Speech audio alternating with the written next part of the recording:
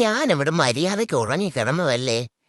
വെറുതെ എന്തിനീ കുളം സന്ദർശിക്കാനൊക്കെ ഈ സമയത്ത് പോകുന്നേ? തിന്നിട്ട് വെറുതെ ഇരുന്ന വണ്ണം കൂടും മിക്കു. തിന്നിട്ട് വണ്ണം കൂടുന്ന എനിക്കല്ല, നിങ്ങൾക്ക് രണ്ടുപേർക്കുവാ. അച്ഛമ്മേന്റെ ആരെയും ഹൽക്കിനൊരു വെല്ലുവിളിയാവുമോന്ന് എനിക്ക് സംശയമുണ്ട്. ഓ, ഇതാണോ നിങ്ങൾ പറഞ്ഞ കുളം?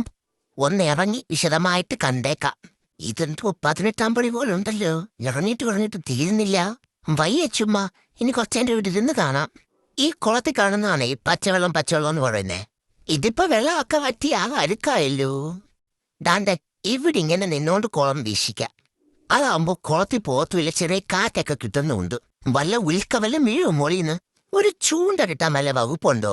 നമുക്കിവിടെ നിന്ന് ചൂണ്ടയിട്ട് മീൻ പിടിക്കായിരുന്നു. എവിടെ പോയാലും വേദാളം പോലെ ഈ പെണ്ണതിനാ കൂടെ വരുന്നേ. നിനക്ക് പഠിക്കാനൊന്നും വലിയൊരു പെണ്ണെ. അയ്യോ, നല്ല ഒന്നാം തരം കപ്പ. വല്ലോന്റെ നോക്കണ്ട, വേണേ 2-3 പറിച്ചു. നമുക്ക് മീൻകറിയും കൂട്ടി വൈകിട്ടടിക്കാം. എന്ത് പറയുന്നു? ഞാമനെ ആരും കാണാതെ പറിച്ചു തരാം. പുറത്തോട്ടിറങ്ങി ഹരിതാവും പച്ചപ്പും ഒക്കെ കണ്ടപ്പം മനസ്സിന് കുറച്ച് സന്തോഷമൊക്കെ ഉണ്ട് കേട്ടോ.